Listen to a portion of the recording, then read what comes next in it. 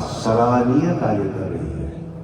मात्र बापूजी का प्रभाव जो जनमानस पर है, उससे कांग्रेस मत प्रणाली का स्वीकार इस देश का समाज अत्यधिक संख्या में कर रहा है। इसका कारण है कि गांधी जी अहिंसा की बात करते हैं और अहिंसा तत्व हमारे हिंदू समाज की जीवांशी पीढ़ियों से प्रस्थापित है। अहिंसा परमो धर्मः, यह आदर्श सत्य ही जनमानस पर लादा जा रहा है। मात्र वास्तविक पूर्ण श्लोक कहता है, अहिंसा परमो धर्मः, धर्म हिंसा तथैव च, अर्थात धर्म की रक्षा के लिए हिंसा करना उससे भी श्रेष्ठ है।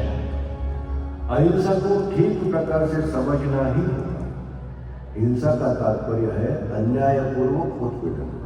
मात्र इसका कहीं भी उच्चार करने से बापू और कांग्रेस दोनों ही कतराते हैं। आर्य चाणक्य कहते हैं कि समाज को खतरा दुष्टों की दुष्टता से नहीं, बल्कि सज्जनों की निष्क्रियता से है। आज भी कांग्रेस हिंदू मुस्लिम एकता के मृग मरीचिका के पीछे भाग रही है और हिंदू समाज को अपने साथ घसीट रही है।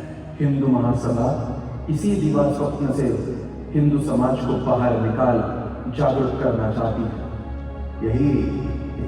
यही हमारे सद्गुण विकृति की आंतरिकता है।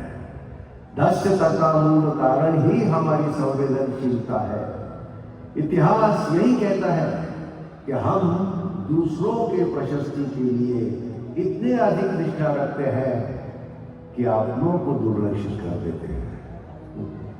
क्या आवश्यकता थी हमें खिलाफत आंदोलन की, पर अली बंधुओं के बहकाव में आकर गांधी जी ने इसे राष्ट्रीय आंदोलन बनाने का प्रयास किया।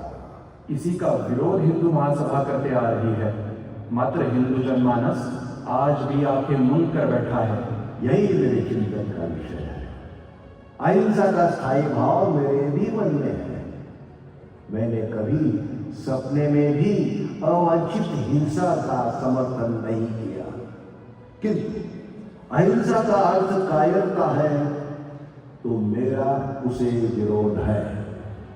अहिंसा धर्म का पालन वही कर सकता है जो सामर्थ्यवान है, शक्तिशाली है, पवित्र है, सत्य के पक्ष में है और अपने समाज को सफल बनाने का प्रयास करता है। आपसे सहमत हूं केशव, लेकिन यह कैसे संभव है? हमारा हिंदू समाज आलस्य और निष्क्रियता से बाहर आना ही नहीं चाहता। नहीं मुंडे जी, मैं ऐसा नहीं मानता। हमारे ही प्रयास अधूरे हैं और कदाचित अप्रतीक्षित भी। हमें कुछ प्रतीक्षा और तितिक्षा की आवश्यकता है। मात्र उतनी तितिक्षा और प्रतीक्षा के लिए मानस तैयार करना होगा। यही मेरे संगठन की नींव होगी।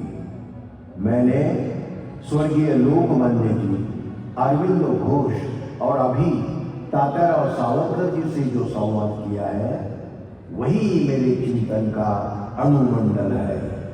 केशवराव, क्या मैं इस चिंतन को समझ सकता हूं? अवश्य।